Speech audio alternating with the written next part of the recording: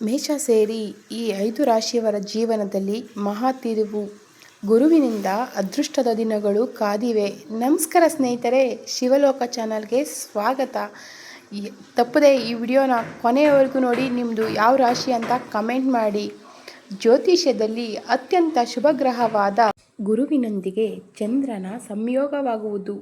ಈ 2 ಗ್ರಹಗಳ ಸಂಯೋಗದಿಂದ ಅತ್ಯಂತ ಮಂಗಳಕರ ಯೋಗ ರೂಪುಗೊಳ್ಳಲಿದೆ. ಈ ಸಮಯದಲ್ಲಿ ಸುಖಕರ ದಾಂಪತ್ಯ, ಆರೋಗ್ಯ, ಐಶ್ವರ್ಯ ಪಡೆಯುವ ರಾಶಿಗಳು ಯಾವುವು ಎಂದು ತಿಳಿಯಿರಿ. ಹಿಂದೂ ಧರ್ಮದಲ್ಲಿ ಶ್ರಾವಣ ಮಾಸದ ಕೃಷ್ಣ ಪಕ್ಷದಲ್ಲಿ ಬರುವ ಅತ್ಯಂತ ಪವಿತ್ರವಾದ ಉಪವಾಸಗಳಲ್ಲಿ ಅಜ ಏಕಾದಶಿ ಕೂಡ ಒಂದು. ಇದು ಶ್ರೀ ವಿಷ್ಣುವಿನ ರೂಪವಾದ ಋಷಿಕೇಶನನ್ನು ಪೂಜಿಸಲು ಆಚರಿಸಲಾಗುತ್ತದೆ. ಈ ವ್ರತ ಭಕ್ತರ ಹಿಂದಿನ ಪಾಪಗಳನ್ನು ತೊಳೆದು ಮೋಕ್ಷವನ್ನು ನೀಡುತ್ತದೆ ಎಂದು ನಂಬಿಕೆ. ಈ ಶುಭ ದಿನದಂದು ಶಕ್ತಿಶಾಲಿ ಯೋಗವೊಂದು ರೂಪುಗೊಳ್ಳಲಿದೆ.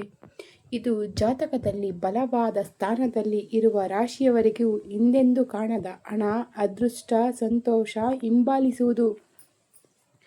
ಜ್ಯೋತಿಷ್ಯದಲ್ಲಿ ದೇವಗುರು ಎಂದು ಕರೆಯಲಾಗುವ ಬೃಹಸ್ಪತಿ ಪ್ರಸ್ತುತ ಕಟಕ ರಾಶಿಯಲ್ಲಿ ಸಾಗುತ್ತಿದೆ.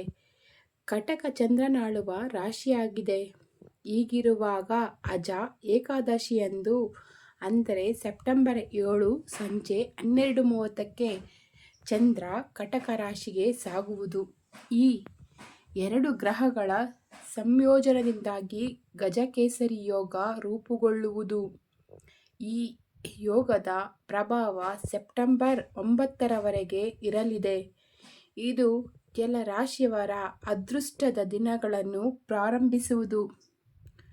ಜೊತೆಗೆ ಹಣ ಆಗಮನದ ಹಾದಿಗಳನ್ನು ಸುಗಮಗೊಳಿಸುವುದು.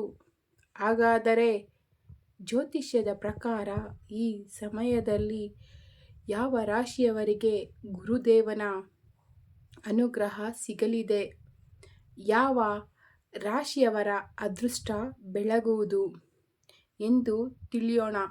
ತಿಳಿಯೋದಕ್ಕೂ ಮುಂಚೆ ಸಬ್ಸ್ಕ್ರೈಬ್ ಮಾಡಿ, ಸಪೋರ್ಟ್ ಮಾಡಿ. ವಿಡಿಯೋನು ಎಲ್ಲೂ ಸ್ಕಿಪ್ ಮಾಡಬೇಡಿ. ಎಲ್ಲ ರಾಶಿಗಳು ಆರ್ಡ್ರಲ್ಲಿ ಬಂದಿಲ್ಲ. ಮೊದಲನೇದಾಗಿ ಮೇಷರಾಶಿ.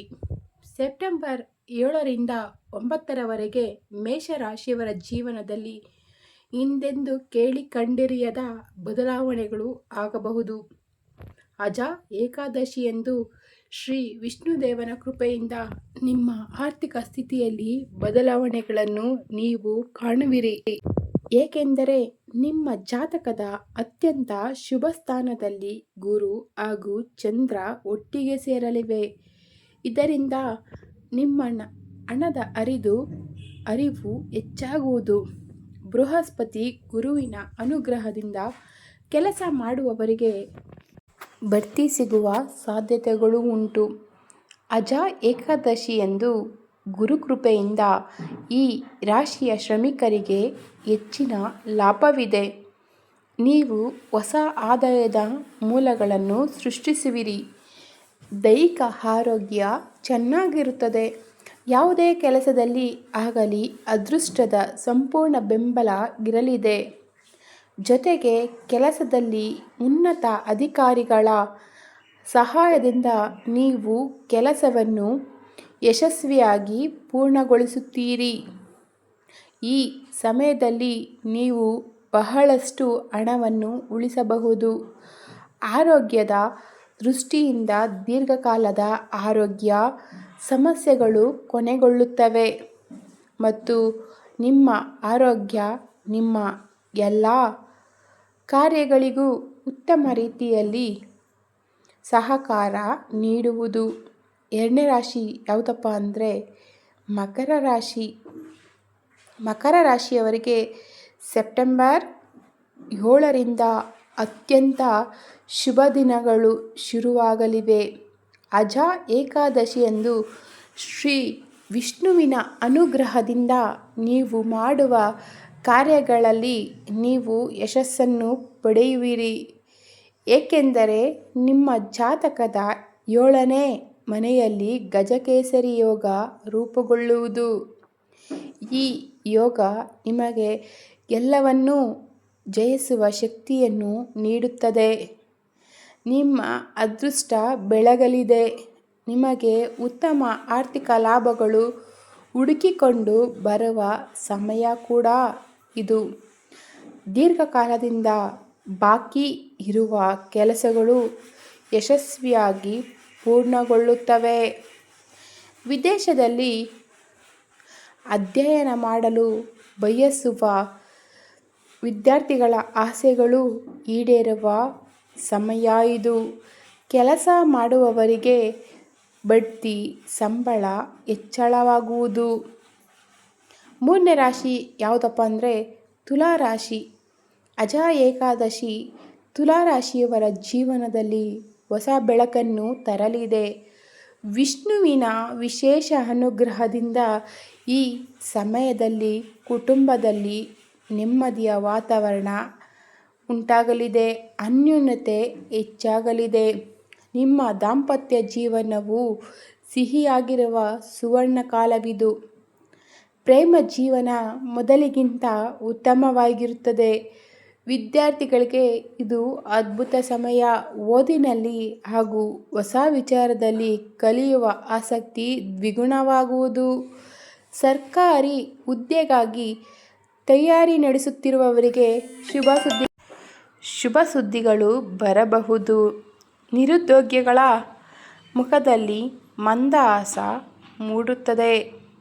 ಮತ್ತು ಗುರುದೇವ ತುಲಾ ರಾಶಿಯ 10ನೇ ಮನೆ ಅಂದರೆ ವೃತ್ತಿ ಸ್ಥಾನದಲ್ಲಿ ಗುರು ಚಂದ್ರ ಗ್ರಹಗಳ ಸಂಯೋಗವಾಗುವುದು. ಇದು ತುಲಾ ರಾಶಿಯ ಶ್ರಮಕ್ಕೆ ತಕ್ಕಂತೆ ದುಪ್ಪಟ್ಟು ಲಾಭ ನೀಡುವುದು. ಆರ್ಥಿಕ ಸ್ಥಿತಿ ಸಾಕಷ್ಟು ಸುಧಾರಣೆ ಕಾಣುವುದು. ಅಲ್ಲದೆ ಮದುವೆಯಾಗದವರಿಗೆ ಬಯಸಿದ ಸಂಗಾತಿ ಕೈಹಿಡಿಯುವರು. ನೀವು ಉನ್ನತ ಶಿಕ್ಷಣವನ್ನು ಪಡೆಯಲು ಬಯಸಿದರೆ ನಿಮಗೆ ಅದಕ್ಕೆ ಅವಕಾಶಗಳು ಕೂಡ ಸಿಗುತ್ತವೆ. ಆರ್ಥಿಕ ಸ್ಥಿತಿಯಲ್ಲಿ ಉತ್ತಮ ಪ್ರಗತಿಯನ್ನು ನೀವು ಕಾಣುವಿರಿ. ದೀರ್ಘಕಾಲದ ಆಸೆಗಳು ಈಡೇರುವ ಸಮಯ ಕೂಡ ಇದು. ಒಳ್ಳೆಯ ಮತ್ತು ಅಭಿವೃದ್ಧಿ ಹೊಂದುವ ಕಾಲವಿದು.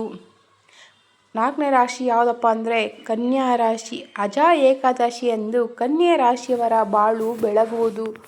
ಆರ್ಥಿಕ ಸ್ಥಿತಿಯಲ್ಲಿ ಸಾಕಷ್ಟು ಬದಲಾವಣೆಗಳಾಗಲಿವೆ. ಏಕೆಂದರೆ ಗಜಕೇಸರಿ ಯೋಗ ನಿಮ್ಮ ಜಾತಕದ 11ನೇ ಮನೆ ಅಂದರೆ ಆರ್ಥಿಕ ಲಾಭದ ಸ್ಥಾನದಲ್ಲಿ ರೂಪುಗೊಳ್ಳುವುದು. ಹೀಗಾಗಿ ಗುರುವಿನ ಅನುಗ್ರಹದಿಂದ ಹಣ ಆಗಮನ ಸುಗಮವಾಗಲಿದೆ. ಮನೆಯಲ್ಲಿ ದೀರ್ಘಕಾಲದಿಂದ ನಿಂತು ಹೋಗಿದ್ದ ಶುಭ ಕಾರ್ಯಗಳು ಶುರುವಾಗಲಿವೆ. ನವ ವಿವಾಹಿತರಿಗೆ ಅಥವಾ ಮಕ್ಕಳ ನಿರೀಕ್ಷೆಯಲ್ಲಿ ಇರುವ ಈ ರಾಶಿಯವರಿಗೆ ಅತ್ಯದ್ಭುತ ದಿನಗಳು ಕಾದಿವೆ. ವಿದ್ಯಾರ್ಥಿಗಳು ಮೊದಲಿಗಿಂತ ಉತ್ತಮವಾಗಿ ಅಧ್ಯಯನ ಮಾಡುತ್ತಾರೆ. ವಿದೇಶಕ್ಕೆ ಹೋಗುವ ಬಯಕೆ ಇದ್ದರೆ ಅದು ಈಡೇರುತ್ತದೆ. ಮುಂದಿನ ದಿನಗಳಲ್ಲಿ ನಿಮಗೆ ಅನಿರೀಕ್ಷಿತ ಆರ್ಥಿಕ ಲಾಭ ಸಿಗುತ್ತದೆ. ಜ್ಯೋತಿಷಿಗಳು, ಬರಹಗಾರರು, ವಾಗ್ಮಿಗಳು, ಚಿಂತಕರು ಮುಂತಾದವರಿಗೆ ಗುರು ಶುಭ ಫಲಗಳನ್ನು ನೀಡಲಿದ್ದಾನೆ. ಕೆಲಸ ಮಾಡುವವರಿಗೆ ಆದಾಯ ಹೆಚ್ಚಾಗುತ್ತದೆ. ಪರಿಣಾಮವಾಗಿ ಸಂಪತ್ತು ಹೆಚ್ಚಾಗುತ್ತದೆ. 4ನೇ ರಾಶಿ ಯಾವುದಪ್ಪ ಅಂದರೆ ಕಟಕ ರಾಶಿ. ಸೆಪ್ಟೆಂಬರ್ 7 ಅಜ ಏಕಾದಶಿಯಂದು ಸಾಕ್ಷಾತ್ ವಿಷ್ಣುದೇವನ ಅನುಗ್ರಹವನ್ನು ಕಟಕ ರಾಶಿಯವರು ಪಡೆಯುತ್ತಾರೆ. ಕಟಕ ರಾಶಿಯ ಲಗ್ನ ಸ್ಥಾನದಲ್ಲಿ ಗುರು ಹಾಗೂ ಚಂದ್ರ ಒಟ್ಟಿಗೆ ಸೇರಿ ಸಂಚಾರ ಮಾಡಲಿವೆ. ಹೀಗಾಗಿ ಕಟಕ ರಾಶಿಯವರಿಗೆ ಆರ್ಥಿಕ ಲಾಭ ಮತ್ತು ಅದೃಷ್ಟ ಹಿಂಬಾಲಿಸುವುದು. ವೃತ್ತಿ ಜೀವನಕ್ಕೆ ಸಂಬಂಧಿಸಿದಂತೆ ಹೊಸ ಉದ್ಯೋಗ ಸಿಗುವ ಸಾಧ್ಯತೆಗಳು ಕೂಡ ಈ ಸಮಯದಲ್ಲಿ ಇವೆ. ಉದ್ಯೋಗ ಬದಲಾಯಿಸುವವರಿಗೆ ಬಯಸಿದ ಉನ್ನತ ಸ್ಥಾನ ಹಾಗೂ ಸಂಬಳ ಪಡೆಯುವ ಕೆಲಸ ಸಿಗಬಹುದು. ವಿದೇಶದಲ್ಲಿ ವ್ಯಾಪಾರ ಮಾಡುವವರಿಗೆ ಆದಾಯ ಹರಿದು ಬರಲಿದೆ. ದಾಂಪತ್ಯ ಜೀವನ ಸಂತೋಷದಿಂದ ಕೂಡಿರುವ ಸುವರ್ಣಕಾಲವಿದು. ಅಲ್ಲದೆ ಆರೋಗ್ಯ ನಿಮಗೆ ಸಾಕಷ್ಟು ಸುಧಾರಿಸುತ್ತದೆ. ಅನುಕೂಲಕರವಾಗಿರುವುದರಿಂದ ಕಟಕ ರಾಶಿಯ ವಿವಿಧ ಕ್ಷೇತ್ರದಲ್ಲಿ ಕೆಲಸ ಮಾಡುವವರಿಗೆ ಈ ಸಮಯ ತುಂಬ ಉತ್ತಮವಾಗಿರುತ್ತದೆ ಮತ್ತು ಅಪಾರ ಲಾಭ, ಯಶಸ್ಸು, ಹೆಸರು, ಖ್ಯಾತಿ ಸಿಗಲಿದೆ. ಶ್ರಮಿಕರ ಕೈಯಲ್ಲಿ ಹಿಡಿಯಲಿದ್ದಾನೆ ಗುರುದೇವ. ಇದಲ್ಲದೆ ವಿದ್ಯಾರ್ಥಿಗಳಿಗೆ ಓದಿನಲ್ಲಿ ಆಸಕ್ತಿ ಹೆಚ್ಚಾಗುವುದು. ಇವರು ಪೋಷಕರ ಗೌರವವನ್ನು ಹೆಚ್ಚಿಸಲಿದ್ದಾರೆ. ಈ ವಿಡಿಯೋ ಇಷ್ಟ ಆದರೆ ದಯವಿಟ್ಟು ಸಬ್ಸ್ಕ್ರೈಬ್ ಮಾಡಿ, ಕಮೆಂಟ್ ಮಾಡಿ, ನಿಮ್ಮ ರಾಶಿ ಯಾವುದು ಅಂತ ತಿಳಿಸಿ. ಧನ್ಯವಾದಗಳು.